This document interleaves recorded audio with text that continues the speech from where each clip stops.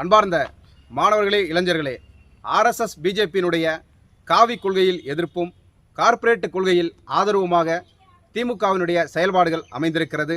அதாவது அண்ணா பல்கலைக்கழகத்தை தனியார் சொத்தாக மாற்றும் மோடியினுடைய திட்டத்திற்கு ஏதுவாக தற்பொழுது அறிவிக்கப்பட்டிருக்கும் பட்ஜெட்டில் அப்பட்டமாக வெளிப்பட்டிருக்கிறது. 14/3/2025 அன்று தமிழ்நாடு சட்டசபையில் நிதியமைச்சர் தங்கம் தென்னரசு அவர்கள் அறிவித்த பட்ஜெட்டில் அண்ணா பல்கலைக்கழகத்தை அடுத்த 5 ஆண்டுகளுக்குள் இந்தியாவிலேயே சிறந்த பல்கலைக்கழகமாகவும் தரவரிசை பட்டியலில் முதல் 10 இடங்களுக்குள்ளும் உலக அளவில் QS என்று சொல்லக்கூடிய தரவரிசை பட்டியலில் 150 இடங்களுக்குள்ளும் இடம்பெற செய்வது என இந்த பட்ஜெட்டில் 500 கோடி ரூபாய் நிதி ஒதுக்கி அதற்கான செயல் திட்டங்களை வகுக்கப்படும் என அறிவித்திருக்கிறார். அண்ணா பல்கலைக்கழகத்தை உலக அளவில் தரம் உயர்த்தப் போகிறோம் என்ற திமுகவினுடைய இன்றைய அறிவிப்பை கடந்த கால பிஜேபியினுடைய அறிவிப்போடு இணைத்து பார்க்க வேண்டியிருக்கிறது. இந்திய உயர்கல்வி நிறுவனங்களை உலக தரவரிசை பட்டியலில் இடம்பெற செய்ய வேண்டும் என்ற இலக்கை அடிப்படையாக கொண்டு சுருக்கமாக சொன்னால் IOE என்று சொல்லக்கூடிய உயர் சிறப்பு கல்வி நிறுவனம் என்ற திட்டத்தை 2016ஆம் ஆண்டு மோடி அரசு கொண்டு வந்தது. அத்திட்டத்தின் கீழ் அண்ணா பல்கலைக்கழகமும் தேர்ந்தெடுக்கப்பட்டது. உயர் சிறப்பு கல்வி நிறுவனம் என்ற திட்டத்திற்கு புதிய விதிமுறைகளை 2017ஆம் ஆண்டு UGC என்று சொல்லக்கூடிய பல்கலைக்கழக மானிய குழு வெளியிட்டது. அதன் அடிப்படையில் மாநில அரசிடமிருந்து நிதி பங்களிப்பு தொடர்பான ஒப்புதல் கிடைத்தவுடன் உயர் சிறப்பு கல்வி நிறுவனம் என்ற சிறப்பு தகுதி அண்ணா பல்கலைக்கழகத்திற்கு வழங்கப்படும் என மனிதவள மேம்பாட்டுத்துறை அறிவித்திருந்தது. எனவே அண்ணா பல்கலைக்கழகத்திற்கு தமிழ்நாடு அரசு நிதி ஒதுக்க வேண்டும் என 2017ஆம் ஆண்டு முதல் காத்து கிடந்த மோடி அரசிற்கு ஏதுவாக இன்றைய பட்ஜெட்டில் 500 கோடி ரூபாய் நிதியை ஒதுக்கி பால்வார்த்திருக்கிறது திமுக அரசு.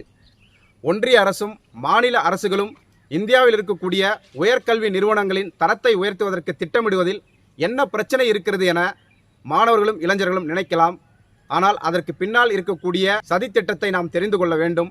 அதாவது அண்ணா பல்கலைக்கழகம் உள்ளிட்ட இந்திய பல்கலைக்கழகங்களை தனியார் சொத்தாக மாற்றும் ஒரு கொடூரமான திட்டம் அதிலே ஒளிந்திருப்பதை மாணவர்களும் இளைஞர்களும் புரிந்து கொள்ள வேண்டும். எந்தெந்த உயர்கல்வி நிறுவனங்களில் கல்வி ஒரு சிறந்த சரக்காக விற்பனை செய்யப்படுகிறது என்று அறிவிப்பு செய்வதற்காக உலக அளவில் தரவரிசை பட்டியலை வெளியிடும் தனியார் நிறுவனங்கள் தொடங்கப்பட்டிருக்கிறது. குறிப்பாக டைம்ஸ் மற்றும் QS என்ற நிறுவனங்கள் தரவரிசை பட்டியலை வெளியிடுவதில் முன்னணி நிறுவனங்களாக இருக்கிறது. அதில் டைம்ஸ் நிறுவனமானது அமெரிக்காவில் உள்ள TPG கேபிட்டல் என்ற தனியார் முதலீட்டு நிறுவனத்திற்கு சொந்தமானதாகும். QS நிறுவனமானது பிரிட்டனைச் சேர்ந்த தனியார் முதலீட்டு நிறுவனமாகும். இந்த டைம்ஸ் மற்றும் QS நிறுவனங்கள் உலக அளவில் இருக்கக்கூடிய பல்கலைக்கழகங்களுடைய சொத்துக்களை மதிப்பீடு செய்து எந்த பல்கலைக்கழகங்கள் சிறந்த பல்கலைக்கழகங்கள் என்ற தரவரிசை பட்டியலை ஆண்டுதோறும் வெளியிட்டு வருகிறது.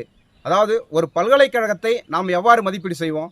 அந்த பல்கலைக்கழகத்தில் படிக்கக்கூடிய மாணவர்கள் பெறும் மதிப்பெண்ணை வைத்துத்தான் அந்த பல்கலைக்கழகத்தினுடைய தரத்தை நாம் மதிப்பீடு செய்வோம்.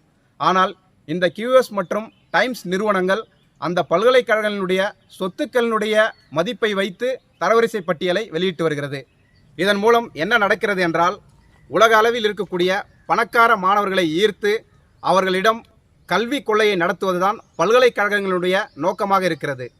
உதாரணமாக அமெரிக்காவை எடுத்துக்கொண்டால் உலக தரவரிசை பட்டியலில் முதல் 100 இடங்களில் அமெரிக்க ஐரோப்பியாவில் இருக்கக்கூடிய பல்கலைக்கழகங்கள் தான் இடம்பெற்றுள்ளன. இந்த பல்கலைக்கழகங்களில் லட்சக்கணக்கான வெளிநாட்டு மாணவர்கள் உயர்கல்வியை படித்து வருகிறார்கள். இந்த மாணவர்களிடம் பல ஆயிரம் கோடி ரூபாயை அமெரிக்க ஐரோப்பிய பல்கலைக்கழகங்கள் திரட்டி வருகிறது.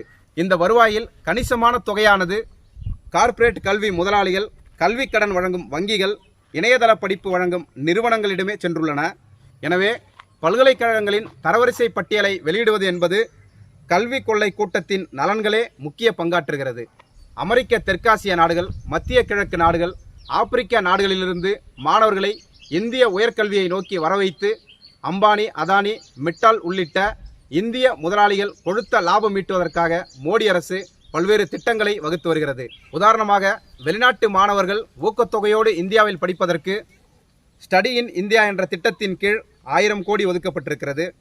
வெளிநாட்டு பேராசிரியர்கள் இந்தியாவில் பணிபுரிய முன்னுரிமை மற்றும் வகுப்புகள் எடுக்க கெயின் திட்டம், உயர்கல்வி நிறுவனங்களில் கல்வி மற்றும் ஆராய்ச்சிகளை உருவாக்கும் திட்டத்திற்கு 10,000 கோடி ஒதுக்கப்பட்டுள்ளது.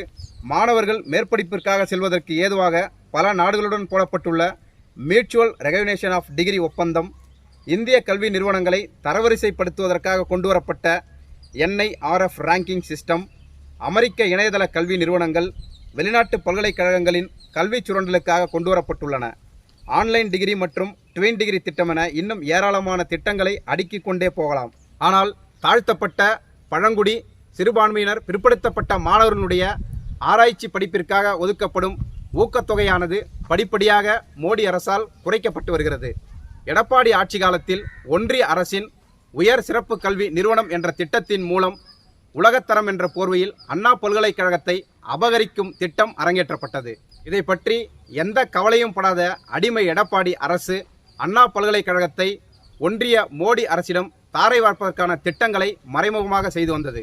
அடிமை எடப்பாடி ஆட்சியின் தொடர்ச்சியாக இன்றைய திமுக அரசு உயர் சிறப்பு கல்வி நிறுவனம் என்ற திட்டத்தின் அடிப்படையில் அண்ணா பல்கலைக்கழகத்திற்கு 500 கோடி ரூபாய் நிதியை பட்ஜெட்டில் ஒதுக்கி கார்ப்பரேட்டுகளுக்கு சேவை செய்வதில் நாங்கள் சற்றும் சளைத்தவர்கள் அல்ல என்பதை திமுக அரசு நிரூபித்திருக்கிறது.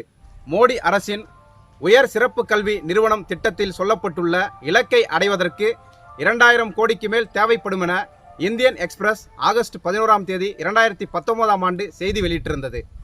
எனவே மத்திய அரசு தருகின்ற 1000 கோடிக்கு மேல் செலவாகும் தொகையை மாநில அரசே ஏற்றுக்கொள்ள வேண்டும் என கூறப்பட்டிருந்தது.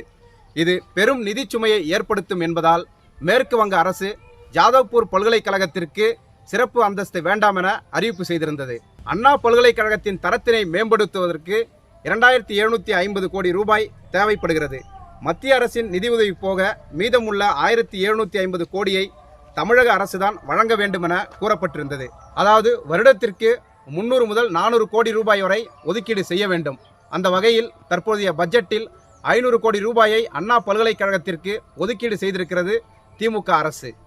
பார்ப்பனிய சாதிய ஒடுக்குமுறையால் SC, ST, OBC சமூகங்களுக்கு பல நூற்றாண்டுகளாக கல்வி மறுக்கப்பட்டு வந்த இந்திய சமூகத்தில் அமெரிக்க, ஐரோப்பிய முதலாளிகளும் இந்திய முதலாளிகளும் கூட்டாக இணைந்து காசிருப்பவனுக்கே கல்வி என்ற வர்க்க பாகுபாட்டை அமல்படுத்தும் விதமாக உயர் சிறப்பு கல்வி என்ற திட்டத்தின் மூலம் இந்தியாவில் இருக்கக்கூடிய அரசு பல்கலைக்கழகங்களை தனியார்மயப்படுத்துவது என்ற திட்டத்தோடு மோடி அரசும் திமுக அரசும் வெறித்தனமாக செயல்பட்டு கொண்டிருக்கிறது என்பதை மாணவர்களும் இளைஞர்களும் புரிந்து கொண்டு நமது நாட்டை நாம் தான் பாதுகாக்க வேண்டும், நமக்கான கல்வியை நாம் தான் பாதுகாக்க வேண்டும் என்ற நோக்கத்தோடு செயல்பட வேண்டும் என்பதை கேட்டுக்கொள்கிறேன். நன்றி.